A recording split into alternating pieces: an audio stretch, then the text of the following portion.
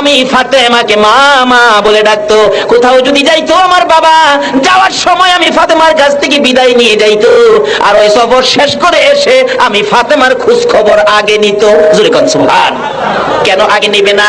আমার নবীর জীবনী যেদিন মা খাদিজাতুল কুবরা রাদিয়াল্লাহু তাআলা আনহা দুনিয়া থেকে বিদায় হয়ে যাবেন, ওই দিন বিছানায় শুয়ে শুয়ে খাদিজা চোখের পানি ছেড়ে ছেড়ে কাঁদতেছে। আমার নবী দৌড়ে এসে খাদিজার মাথার পাশে বসে গেছে। রে খাদিজা, এমন করে তুমি কেঁদো না, তোমার কান্দা দেখলে আমার মন মানে না, সইতে পারি না রে খাদিজা। তুমি যদি কান্দো আমার কলিজা মানে না।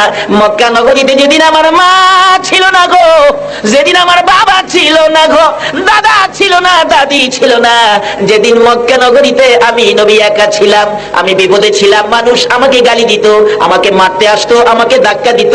ও খাদিজা, তুমি যে আমার বিপদ মুহূর্তে তোমার জীবন জৈবন সব আমার পায়ের উপর ঢেলে দিয়েছিলা, আমার বিপদে তুমি আমার প্রেমের মালা গলায় পড়েছিলে গো খাদিজা। আজকে তুমি এইভাবে কান্দো, কাঁদতে হবে না, বলো তোমার কি দুঃখ? খাদিজা কান্দে, আল্লাহর বন্ধু গো, আমার মন বলে আমি বাঁচবো না। আমি কান্দি এই জন্য, আমার জন্য নয়। আমি যে আপনি নবীর দুঃখগুলো বুক ভরে শুনতাম, আপনার ব্যথাগুলি বুকের মধ্যে জমা করে রাখতাম, আপনার চোখের পানি আমি খাদিজা আঁচল দিয়ে মুছে দিতাম। আমি কান্দি এই জন্য, আমি খাদিজা যদি না থাকি গো আল্লাহর বন্ধু, আপনার মনের দুঃখগুলো কার কাছে বলবেন? জোরে জোরে কন্যা সুবহানাল্লাহ। কি শিক্ষা দিয়ে গেছেন? স্বামীর মনের দুঃখগুলো স্ত্রীর কাছে গেলেই তো থাকে না, সব মুছে দেয়। কিভাবে মুছেন? কি আদর্শ, কি তরিকা ছিল! আর অহন তো স্বামী যত কষ্ট করে আইয়ে, স্ত্রী তো ঘুমাতেই উঠতে চায় না। রাতে দরজা ঢাকা, হ্যাঁ ফালুর মা, ফালুর মা গো, গলা ভেঙে গেছে, ফালুর মা উঠে না। দরজায় ধাক্কাইতে ধাক্কাইতে, ওই কি হয়েছে? কই আধা ঘন্টা চিল্লাইলাম, উৎকনে কও কি হয়েছে? কই ঘুমাইছি। দরজাটা খুলে দাও। দরজা খুলে আবার লেফের ভিতরে শুইছে। কই আমারে ভাত দিতা না, লইয়া খাইলে হয়। আসেন এরকম মহিলা? এই জন্য নামাজ কবুল হবে না, এই জন্য আমার আল্লাহ ডাক শুনবে না, সন্তানাদি নেককার হবে না, ভালো মানুষ হবে না, নামাজি হবে না, আল্লাহর ওলি হবে না, যদি আপনাদের মধ্যে সম্পর্ক নবীর তরিকা মতো না হয়। বলতেছিলাম মা খাদিজাতুল কুবরা রাদিয়াল্লাহু তাআলা আনহা চোখের পানি ছেড়ে ছেড়ে কান্দে, আল্লাহর হাবিব গো, আপনার সকল ব্যথা আমি বুকের মধ্যে রাখতাম, আপনার চোখের পানি আঁচল দিয়ে মুছতাম। কেউ যখন আপনার ছিল না, মক্কা নগরীতে যখন মা হারা বাবা হারা ছিলেন, আমি খাদিজা ওই বিপদ মুহূর্তে জীবন জৈবন সব আপনার কদমে ঢেলে দিয়ে আপনার প্রেমের মালা গলায় পড়েছিলাম গো আল্লাহর বন্ধু। আমি কান্দি, আমার মন বলে আমি আর বাঁচবো না। হুজুর, আমি যদি মরে যাই গো, আপনার এই দুঃখগুলি কে শুনবে? আপনার বিপদে কে আপনার পাশে দাঁড়াবে? মা খাতুনে জান্নাত ফাতেমাতু জাহরা দৌড়াইয়া, ছোট ছিলেন তখন, মায়ের পাশে গিয়ে বসে গেছেন, চোখের পানি মুছতেছেন। মা গো, ও মা খাদিজাতুল কুবরা, এইভাবে তুমি কাঁদবা না, যাও, কথা দিলাম তুমি যদি না থাকো আমি আমার বাবার পাশে থাকবো, আমি মা হই আমার বাবারে আদর করব। সুবহানাল্লাহ। এখনো দেখেন মেয়েরা বাবারে আদর বেশি করে কিনা কত? মেয়েরা বাবারে আদর বেশি করে। বাবা, কথা দিলাম আমি ফাতেমা তোমার সুখে দুঃখে পাশে থাকবো। এই জন্য আমার নবীও ফাতেমাকে মা মা বলে ডাকতেন। ফাতেমা কত কষ্ট করেছেন ফাতেমার জীবনীতে পাওয়া যায়। ফাতেমা নামাজের মধ্যে ছিলেন, এমন সময় ডাকতেছে দরজা খোলার জন্য, দরজা খুলে দিলে ফাতেমা বসে বসে নামাজ পড়তেছিল। আমার নবী বলেন, ফাতেমা রে, বসে বসে নামাজ পড়লি কেন? বসে তো নামাজ পড়লে ভালো না, দাঁড়াইয়া পড়তে হয়। ফাতেমা বলেন, বাবা গো, আমিও জানি দাঁড়াইয়া নামাজ পড়তে হয়, বসে পড়ার কারণটা কি আপনি তো শুনলেন না। কি কারণ মা, আমি জানতে চাই। আমার নবীর কলিজার টুকরা নয়নের মনি ফাতেমা বলেন, বাবা গো, আজকে 3টা দিন পার হয়ে গেছে গো বাবা, আমি ফাতেমার চুলায় আগুন জ্বলে না। বাবা, না খাইয়া থাকতে থাকতে আমি ফাতেমা দাঁড়াইতে পারি না বাবা গো, তারপরও নামাজ ছাড়ি না, দাঁড়াইতে পারি না, বসে বসে হইলেও আমি নামাজ আদায় করি। জোরে জোরে কন্যা সুবহানাল্লাহ। ফাতেমার মতো মহিলা যদি দাঁড়াইতে পারে না, না খাইয়া থাকতে থাকতে বসে বসে নামাজ আদায় করে, বলুন আনোয়ারার মহিলারা এ নামাজ আদায় করতে হবে কিনা? শুধু এটাই শেষ নয়, আমার নবী একদিন ডাকতেছে, ফাতেমা দরজা খোলো। জি আব্বা। দরজা খোলো। খোলে না। ফাতেমা, জি আব্বা দরজা খোলো। খোলে না। তিনবার বলতেছেন দরজা খোলো, তিনবারের মাথায় জবাব দেন ফাতেমা, বাবা গো দরজাটা আমি কেমনে খুলবো গো বাবা, আমি এমন একটা কাপড় পরিধান করে রাখছি, কাপড়টা যদি মাথার দিক ডাকতে চাই পায়ের দিক খালি হয়ে যায়, পায়ের দিক ডাকতে গেলে মাথার দিক খালি হয়ে যায়। আমার নবী রুমাল মুবারক দরজার ফাঁকি দিয়ে ভিতরে দিলে, রুমালটা দিয়ে মাথার দিক ডাইকা দরজা খুলে দিলেন। আমার নবী বলেন ফাতেমা রে, এই জগৎ কষ্টের জগৎ, কষ্ট করো ও ফাতেমা, এই কষ্টের জন্য মনে দুঃখ নিও না। আমার রাসূল বলেন তুমি কি এই দুনিয়ার শান্তি চাও না আখিরাতের শান্তি চাও? নবীর মেয়ে খাতুনে জান্নাত ফাতেমা তো জাহরা বলেন বাবা গো আমি এই দুনিয়ার শান্তি চাই না, আমি আখিরাতের শান্তি চাই। আমার নবী বলেন ওয়ালাল আখিরাতু খায়রুল লাকা মিনাল উলা। জোরে জোরে কান সুবহানাল্লাহ। আমার আল্লাহ কুরআন শরীফে ঘোষণা দিয়েছেন রব্বানা আতিনা ফিদ দুনিয়া হাসানাতাও ওয়া ফিল আখিরাতি হাসানাতাও, তোমরা দুনিয়ার ভালাই ধরো আখিরাতের ভালাই ধরো, কিন্তু দুনিয়া এবং আখিরাতের ভালাই যদি ধরতে চাও থাকতে হবে আমার নবীর কথায়। বলুন কার কথায়? বলতেছিলাম খাতুনে জান্নাত ফাতেমাতুজ জাহরা বললেন আমার জন্য একটা নতুন জামা, নতুন কাপড় কিন্তু আনবা।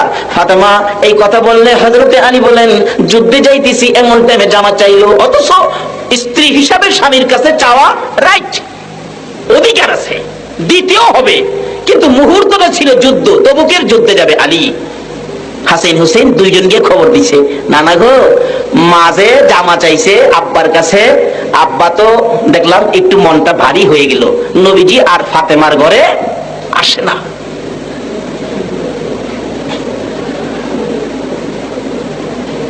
একদিন, দুই দিন, তিন দিন নবীজি আসে না। ফাতেমা দিন রাত কান্দে, বাবা কেন আসে না? দুই ছেলেকে পাঠাইছে, যাও তোমার নানারে নিয়ে আসো। নবীজি খবর দেয় ফাতেমা নতুন জামা চায়া স্বামীর মনে কষ্ট দিচ্ছে।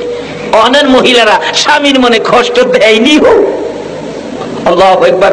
রাখলাম এখানে। খাতুনে জান্নাত ফাতেমাতুজ জাহরা একদিন বলছিলেন বাবা গো, নবীজিরে বলে বাবা গো আমি তো নবীর মেয়ে, হ্যাঁ আমি তো হাসাইন আর হুসাইনের মা, হ্যাঁ আমি তো হযরত আলীর বিবি, হ্যাঁ আমি নাকি বেহেশতি মহিলাদের সর্দারিনী, হ্যাঁ বাবা আচ্ছা আমি তো বেহেশতে গেলে আমার পাশের বেহেশতিটা, আমার পড়োশি বেহেশতিটা কে হবে, কোন মহিলাটা হবে বাবা আমাকে একটু বলবেন? আমার নবীজি বলেন ফাতেমা রে তোমার পাশের বেহেশতি মহিলা হবে একজন কাঠুরিয়ার বিবি, গরিবের বউ। ফাতেমা গো বাবা কাঠুরিয়ার বিবি, এই মহিলাটা কোথায়, আমি কি দেখতে পারবো? নবীজি ঠিকানা বলে দিলেন, ওই মহিলাটার বাড়ি এদিকে, এইভাবে তুমি গিয়া দেখা করতে পারো।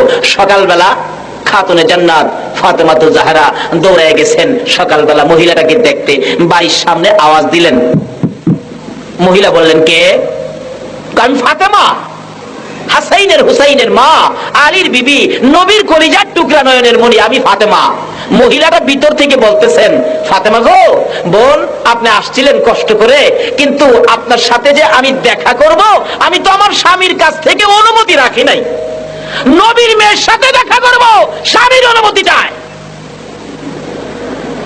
আচ্ছা অনুমতি ছাড়া যদি দেখা করে স্বামী কি রাগ হইব? আরো খুশি হইব, কিন্তু কই বোন আপনার সাথে দেখা করব আমি অনুমতি রাখি নাই, আপনি কালকে আইসেন আমি আমার স্বামীর কাছ থেকে অনুমতি রাখবো। ডাকতেছে আচ্ছা ঠিক আছে। পরের দিন সকালে রওনা হয়েছে। হুসাইন কয় আম্মু কালকা সকালে কই গেছিলা? কই গেছিলাম তো এক মহিলার বাড়ি, তো আজকে আমারে নিয়ে যাইবা। বাড়িতে আওয়াজ দিছে কে? আমি ফাতেমা। হুসাইন জিগায় আম্মু কালকে তুমি এখানে আইছিলা? মহিলা কয় বোন আপনার সাথে কে? আমার ছোট ছেলে হুসাইন, আর জান্নাতি যুবকদের সর্দার হবে হাসাইন আর হুসাইন সাথে, হুসাইন সাথে ছিলেন। এবার মহিলা কয় ফাতেমা গো আমি তো ফাতেমার সাথে সাক্ষাৎ করব স্বামীর কাছে অনুমতি রাখছি, হুসাইনের লগে দেখা করব এই অনুমতি তো আমি স্বামীর কাছে রাখছি না, আমি কালকা অনুমতি রাখবো, আপনি কালকে আইসেন। পরের দিন যাইতেছে, 3 দিনের দিন। হাসাইন কয় আম্মু হুসাইন রে লইয়া কালকা কই গেছিলা? ছোট ছেলেরা এরকম কয় না, বাবা রে গেছিলাম তো এক মহিলার বাড়িতে, আজকে কিন্তু আমারে থুইয়া যাইতে পারবা না। পরে 3য় দিন ডাকতেছে কে? আমি ফাতেমা। হাসাইন কয় আম্মু হুসাইন রে লইয়া এখানে আইছিলা?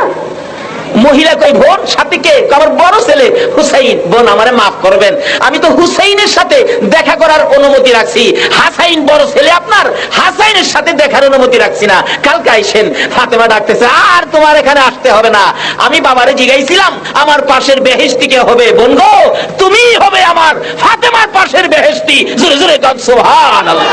এটা স্বামীর কথা মাইন্না হইল না না মাইন্না হইল?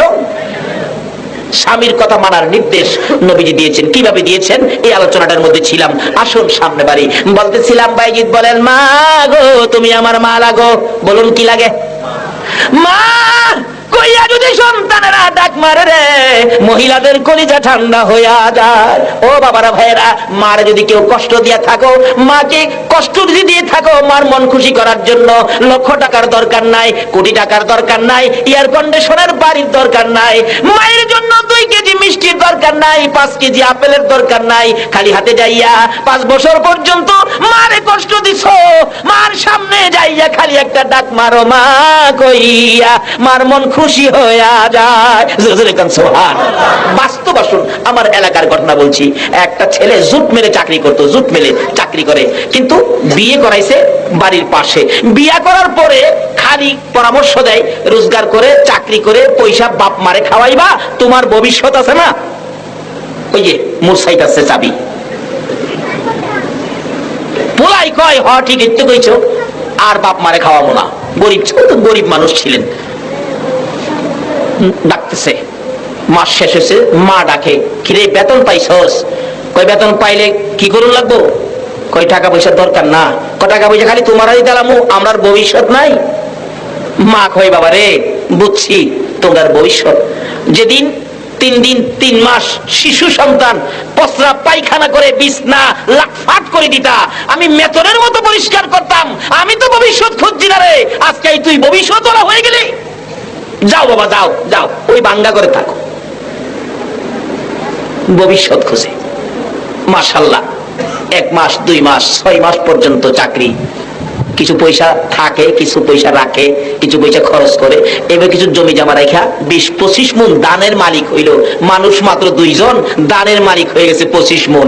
এখন 2 জনের আনন্দ কে দেখে? হঠাৎ তার বাবা মানুষের বাড়িতে কাজ করত, গরিব মানুষ, অসুস্থ হয়ে 8 দিন কাজে যাইতে পারে নাই, ঘরে খাবার নাই, একবারে 8 দিন পর্যন্ত ঘরে খাবার নাই। ছোট্ট একটা ভাই ছিল, ভাইটা কান্দে, মা বড় ভাইয়ের ঘরে ধান আছে, একটু ধান নিয়ে আসো না, আমার বাবা রোজগার করলে ধান কিনা দিয়ে দিও, পেটের খিদা সহ্য হয় না।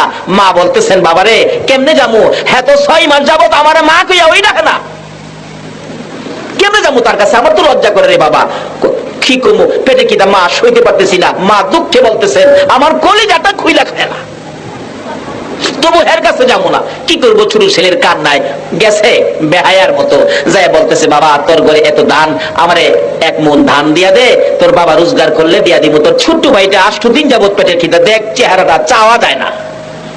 হ্যাঁ কয় বুঝ যালই, মা দান চাইছে আর বুঝবার বাহির হইছে। যাইয়া বাড়ি অন্যের সাথে বুঝছে, মা দান চাইছে 1 মণ, দেওয়া যাইব? বাড়ি অন্য নিষেধ করে দাও, কষ্ট করে জুড়াইছি, এটা খায়া শেষ করতো, তোমারে দেওয়া যাবে না। হ্যাঁ এমনি গিয়া কইছি, কষ্ট করে জুড়াইছি, আমারে শেষ করতে খায়া দেওয়া যাবে না। মা কষ্ট পাইছিনি কত, চোখের পানিগুলি মুছতেছে, ঘরের ভিতর ঢুকতেছে, তার বাবা অসুস্থ, বলতেছে, তুমি কান্দো কে, ব্যাপারটা কি? যে বড় ছেলের লেগে এত কষ্ট করছো, আজকে আমার 1 মণ ধান দিল না। বাবাও শুয়া শুয়া কান্দে আর ডাকে, মাবুদ রে, মানুষের বাড়ি সারাদিন কাজ করছি, 10 টাকা বেতন উঠাইছি, বাড়িতে যাব পেটের খিদায় 4 আনার বিস্কুট কিনছি, কিন্তু খাইতে চাইলে এই সন্তানের কথা যখন মনে হইতো আমি খাইতে পারছি না। বাড়িতে যাইয়া ঘুমিয়ে গেছে, ঘুম থেকে উঠাইয়া এই বিস্কিট গুলি যদি আমি বাবা সন্তানের না খাওয়াইতে পারছি, সারাটা রাত আমার ঘুম হইছে না। এই সন্তান আমাকে 1 মণ ধান দিল না, বাবাও কান্দে। আমার আল্লাহ কয়, কান্দিস না, তোদের 2 জনের কান্দা তোর সন্তানের জন্য গজব বানাইছি। বলুন, মা বাবারে কষ্ট দিয়ে চোখের পানি বাহির করলে এই গজব যদি সন্তানের উপরে যায়, এই গজব থেকে বাঁচাইবার মতো কোন মন্ত্র, কোন শক্তি, কোন ব্যক্তি পৃথিবীর জমিনে আছে? গজবটা কি হয়েছিল? আজ থেকে প্রায় 30 বছর আগের কথা বলছি, আমি তখন ছোট, 30-32 বছর আগের কথা। তাই এখন খুশখুশি করে খালি কাশে। বিবি কয় তুমি খালি কাশো কে? বুঝি না তো, ডাক্তার দেখাও। ডাক্তারের কাছে যাওয়ার পরেই ডাক্তার কয় আপনি আমার কাছে আইসেন না, আপনার কাশে কয় আপনার যক্কা হয়েছে। তখনকার সময় যার হইতো যক্কা তার নাই রক্ষা। এখন তো চিকিৎসা বাইরেছে, তখন চিকিৎসা ছিল না। যার হইতো যক্কা তার নাই রক্ষা। আরো কি, মা বাবার চোখের পানিয়ে যক্কা। বাবা গো, মারে কান্দাইও না, ও বাবারা ভাইয়েরা, মা বাবারে কষ্ট দিও না, সব বরবাদ হয়ে যাবে। বলতেছিলাম এবার ডাকতেছে, ডাক্তার সাহেব চিকিৎসা কি করবেন? চিকিৎসা তো নাই, বাড়িতে যান গা, আপনার যক্কা। বাড়িতে যা খালি চোখ মুছে বিবি জিগাই কান্দোকে, কান্দি যে বিবি, বিবি গো কান্দি যে। ডাক্তার কইছে আমার। কি কইছে তোমার? কইছে। আরে কি কইছে? কহ কইছে। আরে কি কইছে? কহ কইছে। আসলদার কয় না। অবশেষে কয় আমার বলে যক্কা। বিবি কই তোমার যক্কা, তোমার সাথে থাকলে আমারও নাই রক্ষা। কাজী যক্কা রোগীর সাথে থাকলে আমারও যক্কা হইব। কাপড় টাপড় লইয়া পিছেদা বাইরিয়া জাগা। স্বামী ডাহে, বিবি তোমার জন্য বাবা সাল্লাম, মা সাল্লাম, ভাই সাল্লাম। বিবি গো আমারে ফালাইয়া তুমি কেমনে যাইতেছো? বিবি কই মরো মরো, তুমি ওই মরো, আমি মরবো না। রাত্রে কান্দে, ঘরের মধ্যে একা কেউ নাই, অসুস্থ মানুষ, মন দুর্বল, আরো যক্কার ওষুধ নাই, খালি কান্দে। 2 দিন কান্দে, মা ঘুমায় না, খালি মনে মনে ভাবে ছেলে যদি আমার একবার মা কইয়া ডাক দিত, আমি মা সন্তানের বিপদে পাশে যাইতাম। 2 দিন পার হইয়া 3 দিন রাত্রের বেলা মায়ের ঘরের দরজায় যাইয়া কাঁদতেছে, ডাক দেওয়ার সাহস পাই না। অবশেষে কান্নার আওয়াজ যখন মায়ের কানে লাগছে, বাবার কানে লাগছে, দুজন একজন আরেকজনকে বলে আমার সন্তানের কান্নার আওয়াজ শোনা যায়। ও পোলার মা, দেখো না দরজা খুইলা কে কান্দে। চট করে ঘুম থেকে উঠে মা দরজাটা খুলে দেখে ছেলে কাঁদতেছে। বাবা কেন কান্দো? ছেলে ডাক মারছে, মা গো, ও মা আমার বাবা কই? আমার বাবারে সামনে আনো।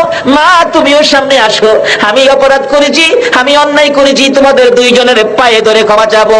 বাবা সামনে আসলে একটা হাত বাড়ায় ডাক মারছে, বাবা, মা গো 2 জনের পাও বাড়াইয়া দাও, আমি তোমাদের পায়ে ধরে ক্ষমা চাবো।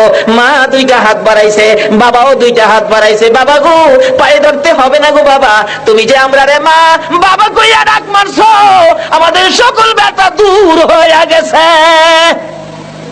বলতেছিলাম এই শিক্ষা আমাদের সামনে থাকতে হবে, যে শিক্ষা নবী দিয়েছেন খাতুনে জান্নাত ফাতেমাতুজ জাহরাকে দিয়ে।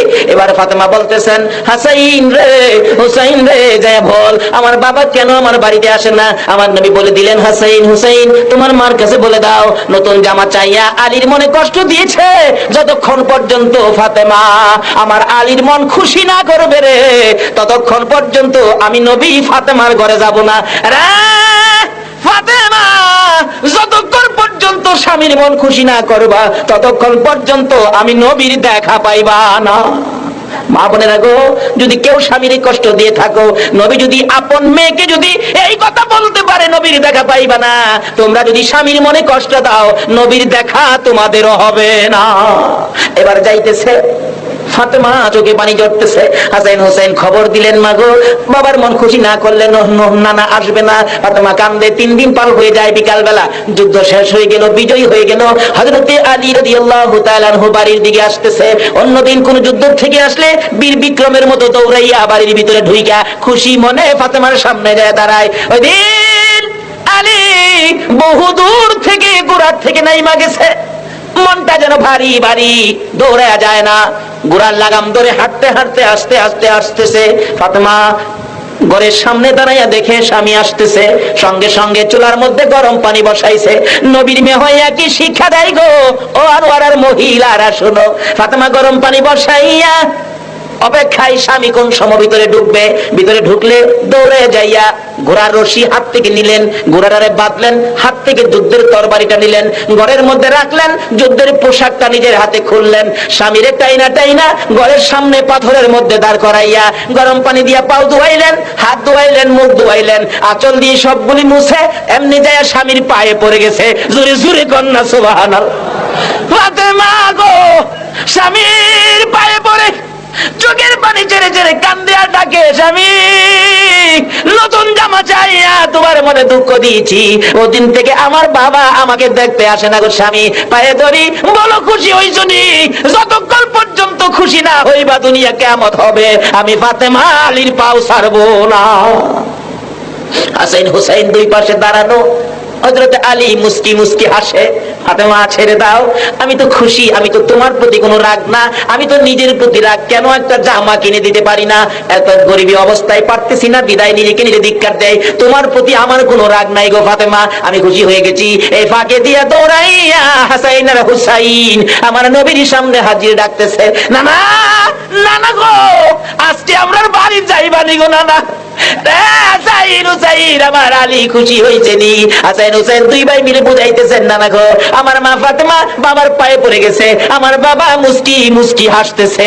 এমনি সময় আমার নবী রওনা হয়ে যায়, ঘরের মধ্যে হাজির হয়ে গেলে ফাতেমা কান্দে, বাবা গো 3 দিন পর্যন্ত আইলা না, আমার খোঁজ খবর নিলা না। আমার নবী বলেন, রে ফাতেমা নতুন জামা চাইয়া স্বামীর মনে দুঃখ দিয়েছো, এই দুঃখ লইয়া যদি যুদ্ধ ক্ষেত্রে আমার আলী মারা যাইত রে ফাতেমা, তুমি ফাতেমা মারা গেলে আমি নবী তোমার জানাজায় শরীক হইতাম না।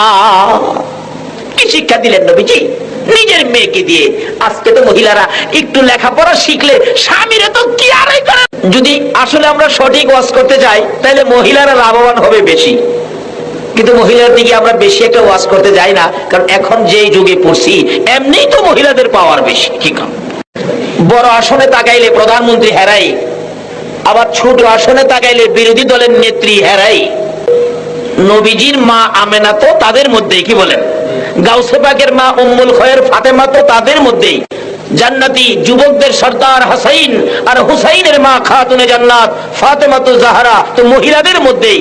কিন্তু তারা কি হয়েছে আর অহংকার দিনের মহিলারা কি হয়েছে, এইটা একটু খুঁজা দেখি, কি বলেন ঠিক কিনা?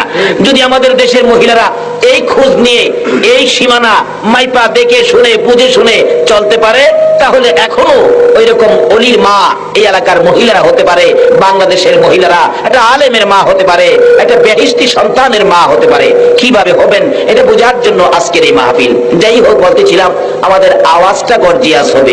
আলহামদুলিল্লাহটা এটা কিন্তু আমাদের এদেশি জিনিস না, এটার বাড়ি বহুদূর।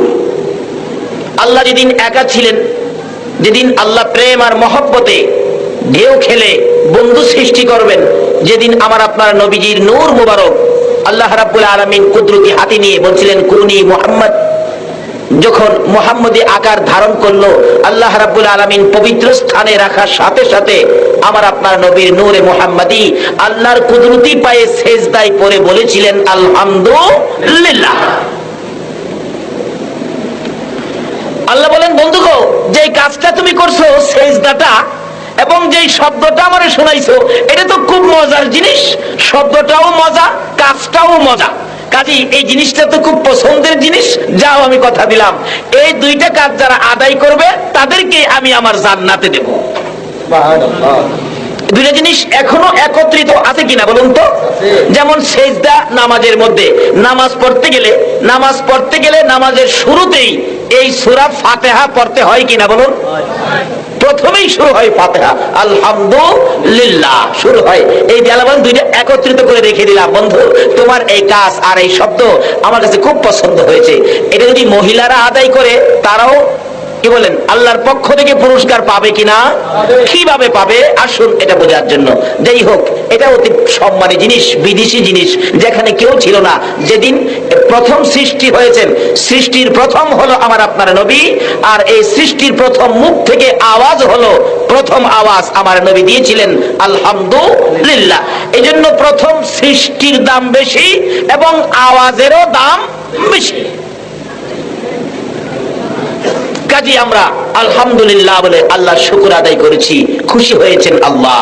আল্লাহকে খুশি করাটাই হলো আমাদের কাজ, কারণ এই জগতে আমাদেরকে সৃষ্টি করছে কে বলুন তো? আল্লাহ আমাদেরকে সৃষ্টি করে কত কিছু দিয়েছে। আল্লাহ বলেন, বান্দা সব দিলাম, এমন কোন জিনিস বাকি রাখি নাই যে তোমাদেরকে দেই নাই। পৃথিবীর এমন কোন বিজ্ঞান নাই, পৃথিবী জুড়ে এমন সাহস কোনো মানুষের নাই এই কথাটা বলতে পারবে আল্লাহ আমাকে এমন জিনিসটা দেয় নাই। আল্লাহ বলবেন দিয়েছি খুঁজা পাও নাই, এরকম হতে পারে। দেই নাই এমন কোন কথা বলার অধিকার পৃথিবীর কোন সৃষ্টির নাই। আল্লাহ সবকিছু সৃষ্টি করেছেন, যাই হোক, কিন্তু সব সৃষ্টির কারণ হলো আমাদের খেদমতের জন্য। আল্লাহ বলেন আর তোমাদেরকে সৃষ্টি করলাম আমাকে খুশি করার জন্য। এখন আল্লাহকে খুশি করতে গেলে সবচেয়ে বড় মন্ত্র হলো আলহামদুলিল্লাহ। কারণ কোরআন শরীফে আল্লাহ নিজেই বলেছেন লা ইন শাকারতুম লা আযীদান্নাকুম, যারা আমার নিয়ামত পায় আমার শুকর আদায় করবে, আমি আল্লাহ তাদের জন্য নিয়ামতের দরজা খুলে দিব। জোরে কোন সুবহানাল্লাহ।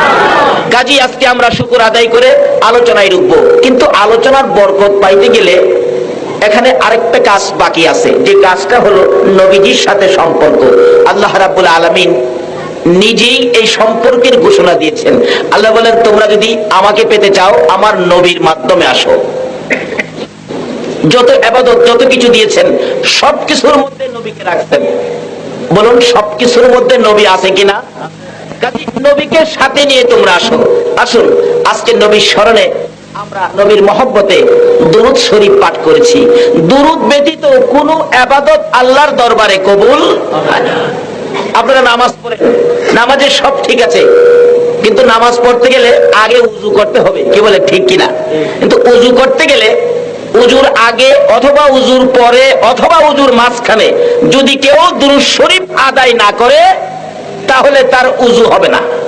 এই উযু দিয়ে নামাজ হবে না।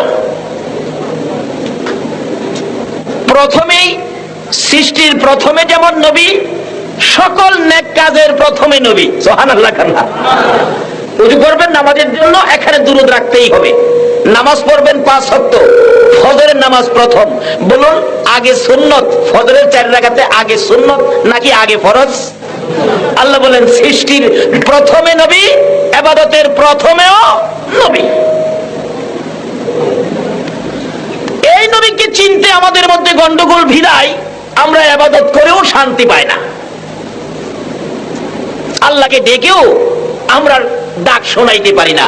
কিন্তু আমি কোরআন শরীফ থেকে যা তেলাওয়াত করেছি, আলোচনায় যাচ্ছি, আল্লাহকে ডাকবেন, আল্লাহ সঙ্গে সঙ্গে আপনার ডাক শুনবে। কিসের জন্য ডাকছেন? সঙ্গে সঙ্গে আল্লাহ আপনার দাবি পুরা করবে। কিন্তু এই ডাক আমরা ডাকতে পারি না কেন? আল্লাহ যে সিস্টেম করে দিলেন, তোমরা ইবাদত করো, ইবাদতের আগে নবী, উযু করো, উযুর আগে নবী, আমাকে ডাকবা, ডাকের সাথে নবী। এইভাবে যদি সিস্টেম না করো, আজানের মধ্যে আমরা ডাকি, কি বলেন? আজানে ডাকি, আল্লাহকে ডাকি, নবীকে ডাকি, নামাজ পড়ার জন্য আহ্বান করি, কিন্তু এর মধ্যে নবীর নাম লাগাইতে হবে। নবীর নাম ছাড়া যদি আপনাদের এলাকার মুয়াজ্জিন সাহেব একেবারে প্রধানমন্ত্রীর ভাতিজা যদি আজান দেয় নবীর নাম বাদ দিয়া, প্রধানমন্ত্রীর ভাতিজি ওই ভাতিজা হইলেও প্রধানমন্ত্রীর ভাতিজা মুয়াজ্জিনের চাকরি কি থাকবে? থাকবে না। কেন থাকবে না? নবীর নাম বাদ দিছে। এখন তো নবীরে বাদ দিয়াও ডাইরেক্ট আল্লাহর সাথে যোগাযোগ করতে চায়। মুসা নবীর মতো নবী পারে নাই, আমরা নবী বাদ দিয়ে আল্লাহর সাথে যোগাযোগ করতে। তবে খুব কান্নাকাটি করছেন, রব্বি আরিনি, তোমারে দেখতাম। আল্লাহ কইল আনতারানি, পারবি না, পারবি না। খোদা গো তুমি না কইছো তোমার সাথে কথা কমু, তোমার সাথে বন্ধুত্ব করবো, তুমি দেখাই দাও না। আল্লাহ কয় দেখা, তুই এই চোখে আমাকে দেখার শক্তি তোর নাই, একমাত্র আমাকে সরাসরি দেখার শক্তি আছে নবী মুহাম্মদুর রাসূলুল্লাহ সাল্লাল্লাহু আলাইহি সাল্লাম। কিন্তু কোরআন শরীফে আল্লাহ তো বলছে বান্দা কোনো আশা করলে, দাবি করলে এটা পরিশোধ করব। কোরআন শরীফে বলছে মুসা নবীর তো দাবি ছিল আল্লাহরে দেখবো, কিন্তু দেখার সুযোগ পায় না। যেদিন নবী মেরাজ শরীফ গিয়েছিলেন, নবীজি ফিরে আসে 50 ওয়াক্ত নামাজ। আল্লাহ কয় মুসারে তোর আশাটা আমি পুরা করবো। নবীরে নামাজ দিছে আমাদের জন্য 50 ওয়াক্ত। আসার পরে মুসা নবীরে ধরছে, এই মুসা জাগা জিজ্ঞাসা করতে আইছে। মুসা নবী জিগাই হুজুর করতে আইলেন, উপরে বেড়াই আইলেন বন্ধুর বাড়ির থেকে, কি আনছেন উম্মতের জন্য? আপনি তো উম্মতের দরদি নবী। রাসূল বলেন 50 ওয়াক্ত নামাজ। মুসা আলাইহিস সালাম বলেন নবী গো এই 50 ওয়াক্ত নামাজ তো আপনার উম্মতেরা পড়তে পারবে না, একটু কমায় নিয়ে আসেন। আবার যাইতেছে, আল্লাহ কয় মুসা তোর চোখে তো পারলি না আমারে দেখতি, আমার বন্ধুরে আয়না বানায়া এবার মন বইরা আমারে দেখ। নবী যাইতেছে, পিছে পিছে তাকিয়ে রইছে, মন ভরে মুসা আলাইহিস সালাম দেখলেন আল্লাহকে, কিন্তু নিজের চোখে নয়, আমার নবীর মাধ্যমে। জোরে কোন সুবহানাল্লাহ। কাজী যে যা চান নবীকে সাথে নিয়ে চলুন, কি লাগবে সব আমার আল্লাহ দিয়ে দিবেন। মেয়েরাও যদি চান দিবে, পুরুষও যদি চান দিবে। কিন্তু আমরা সেরেবের উপর দুরূদ শরীফ পাঠ করার জন্য যে কোনো ইবাদত করবেন, দুরূদ ব্যতীত কোনো ইবাদত আল্লাহর দরবারে কবুল হয় না। দুরুদের প্যাকেট করুন, ছোট ইবাদত দুরুদের প্যাকেট করুন, বড় আকারে কবুল হবে। আমাদের দেশে দেখেন প্রচলন আছে, বিয়ে শাদীর মধ্যে প্রেজেন্টেশন নেয়, একটা আপনার ওই 45 টাকা দিয়ে একটা বই কিনে, নিউজ প্রিন্ট, আবার উপর দিয়ে দেখবেন, দেখেন না এদিকে আছে না, উপর দিয়ে দেখতে প্যাকেট করে ঝিলমিল ঝিলমিল কাগজ, এত সুন্দর কাগজ দিয়ে প্যাকেট করে, আসলে বইয়ের চাইতে মনে হয় কাগজের দাম বেশি। প্যাকেট দেখলে মনে হবে যে বাবারে বাবা, এর ভিতরে জানি কত দামি। খুব সম্মানের সহিত ছেলে পক্ষের লোক প্রেজেন্টেশন গুলি রাখে, অবশেষে কাম শেষ হইলে বসে বসে খুলে কে কি দিল না দিল, খুইলা দেখে 45 টাকা দামের নিউজ প্রিন্টের একটা বই, কিন্তু উপরে প্যাকেট তো চকচক, কিন্তু প্যাকেটে এটার দামি বুঝাই ছিল, কিন্তু খুললে ভেজাল। কিন্তু রাসূল এই নবীর উপর দুরূদ শরীফ দিয়ে যে ছোট ইবাদত যদি প্যাকেট করা হয়, আল্লাহ বলেন আমি আর খুলবো না, দুরূদের খাতিরে আমি এমনিই বড় আকারে কবুল করে নিব। সুবহানাল্লাহ। শুধু আল্লাহ কবুল করবেন এটাই শেষ নয়, নবীর জীবনী খুলুন। এক সাহাবী নবীজির পাশে গিয়ে বলতেছেন, ইয়া রাসূলুল্লাহ, আমি তো একটা চিন্তা করছি। কি চিন্তা করছো? আমি ফরজ সুন্নত ওয়াজিব এই কাজগুলি শেষ করে যে সময়টা অবসর থাকবো, সময়টা 4 ভাগ করে আপনি নবীর উপর 1 ভাগ দুরূদ শরীফ পড়বো। রাসূল বলেন, খুব ভালো, যদি পারো আরো বেশি করো। হুজুর, তাহলে 2 ভাগ পড়বো। খুব ভালো, পারলে আরো বেশি করো। হুজুর, তাহলে 3 ভাগ পড়বো। খুব ভালো, পারলে আরো বেশি করো। ওই সাহাবী বলেন, হুজুর, আমি ফরজ সুন্নত ওয়াজিবের পর যেটুকু সময় আমি অবসর পাবো, পুরো সময়টাই আপনার প্রতি দুরূদ শরীফ পড়বো। নবীজি বলেন, ও সাহাবী, আমার উপরে ওয়াজিব হয়ে গেছে তোমাকে নিয়ে জান্নাতে যাওয়া। সুবহানাল্লাহ। নবীজির কথা সত্য হবে না মিথ্যা হবে? তাহলে আসুন এই জিনিসগুলি আমল করি।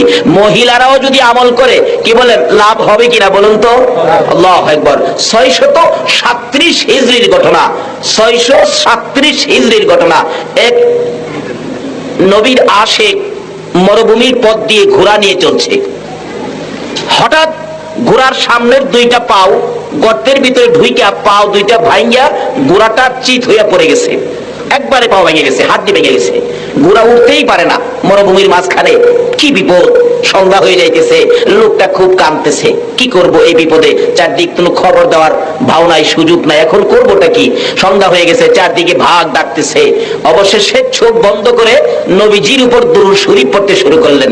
নবী গো, আপনিই তো বিপদের কান্ডারি, আপনিই তো উম্মতের কান্ডারি। দুরূদ শরীফ পড়তে পড়তে পড়তে পড়তে পড়তে পড়তে হঠাৎ দেখেন 3 জন লোক এসে মরুভূমির মাঝখানে হাজির হয়ে গেছে। 2 জন লোক আইসা ঘোড়ার 2টা পাও চিকিৎসা করে ভালো করে ফেললেন। আরেকজন দূরে দাঁড়িয়ে আছে। তখন বলতেছেন, আপনারা কে? আমার এই বিপদে আমার ঘোড়ার পাও চিকিৎসা করে ভালো করে দিলেন। একজন বলেন, আমারে চিনলে না? আমি তো ইমাম হুসাইন। দ্বিতীয়জন বলেন, আমাকে চিনলে না? আমি হলো হাসাইন। দূরে যে দাঁড়িয়ে আছে উনি কে? উনি তো উম্মতের কান্ডারি নবী মুহাম্মদুর রাসূলুল্লাহ সাল্লাল্লাহু আলাইহি ওয়াসাল্লাম। বললেন, আমার এই বিপদে আপনারা 2 জনকে এবং আমার নবীকে কিভাবে পাইলাম? হাসাইন আর হুসাইন বলে, তুমি যখন বিপদে পড়ে আমার নানার উপর দুরূদ শরীফ পড়তেছিলে পাগল পাগল হইয়া, নানা আমরা 2 ভাইকে জান্নাত থেকে ডাইকা উঠায় নিয়ে আইছে, আয় আমার উম্মত বিপদে পড়ছে, আমার উম্মতের বিপদে আয় তোরা 2 জন সাহায্য কর, আমার উম্মতকে বিপদ থেকে উদ্ধার করে দে। শুধু এই দেশে নয়, আমার নবী উম্মতের নাজাতের জন্য এই হাসাইন আর হুসাইনকে পর্যন্ত ব্যবহার করেছে। এমনকি খাতুনে জান্নাত ফাতেমাতুজ জাহরা পর্যন্ত জীবনের সকল নাকি বাবার উম্মতের জন্য দান করে দিয়েছে। সেই নবীর উপর দুরূদের আমল আমাদের থাকা দরকার আছে কিনা বলুন তো? আমার আল্লাহ নিজেও এই দুরূদের পক্ষে, সালামের পক্ষে। কোরআন শরীফ, ইন্নাল্লাহা ওয়া মালাইকাতাহু ইউসাল্লুনা আলান নবী। আল্লাহ বলেন, নিশ্চয়ই আমি আল্লাহ এবং আমার ফেরেশতা সমূহ, 2-4 জন পড়লেই চলতো, ফেরেশতা সমূহ, এমন কোন ফেরেশতা নাই যে এই ফেরেশতা নবীর উপর দুরূদ সালাম প্রেরণ করে না। সকল ফেরেশতা নিয়ে আমার আল্লাহ নবীজির উপর দুরূদ সালাম প্রেরণ করতেছে। কাজী আমরা যদি আল্লাহকে খুশি করতে চাই, একটা হলো আল্লাহর শুকর, আরেকটা হলো নবীর উপর দুরূদ সালাম। এই 2 কাজ ব্যতীত যত আমল করুন না কেন, আমার আল্লাহর দরবারে একটা আমলও পৌঁছবে না, এই আমল দিয়ে জান্নাতে যাইতে পারবেন না। কারণ কোরআন শরীফে আল্লাহ বলেছেন বহু আমলকারী জাহান্নামে যাবে। আমিলাতুন নাসিবাতুন তাসলা নারান হামিয়া। আল্লাহ পাক ওই বিপদ থেকে আমাদেরকে হেফাজত করুক। সকলে বলুন আমিন। আসুন আমি আর লম্বা করি না, আমি যা তেলাওয়াত করেছি সরাসরি আলোচনায় ঢুকবো। সর্বপ্রথম তেলাওয়াত করেছি ওয়াইজা সাআলাকা ইবাদি আন্নী ফাইন্নী করিব। আল্লাহ পাক আমাদের নবীকে উদ্দেশ্য করে বলতেছেন, নবী গো, আমার বান্দারা কি আমারে ডাকে, আমারে তালাশ করে? আপনি বলেন ফাইন্নী করিব, আমি তো নিকটে। এই কথা কে কইতেছেন? আল্লাহ। সকলে যেমন বিশ্বাস হইল না। আল্লাহ যে কোরআন শরীফে বলল, নবীর মাধ্যমে খবর দিল আল্লাহ আমাদের নিকটে, এই কথাটা কে বলতেছেন? আল্লাহ। আরো জোরে কর আল্লাহ। আল্লাহ কোন আল্লাহ? এই জায়গা জমিন যার, সব কিছু যার, এমনকি এই আকাশ বানাইলেন যিনি, এর মধ্যে চন্দ্র সূর্য ফিট করে দিয়ে আমাদের উপকার করতেছেন যিনি, এমনকি আমাদের বডির মধ্যে যত কিছু আছে সবগুলি দিলেন যিনি, সে আল্লাহ বলতেছেন কি, নবী গো আপনি বলে দেন আমার বান্দারা কি আমারে তালাশ করে, আমারে খুঁজে? আমি তো নিকটে।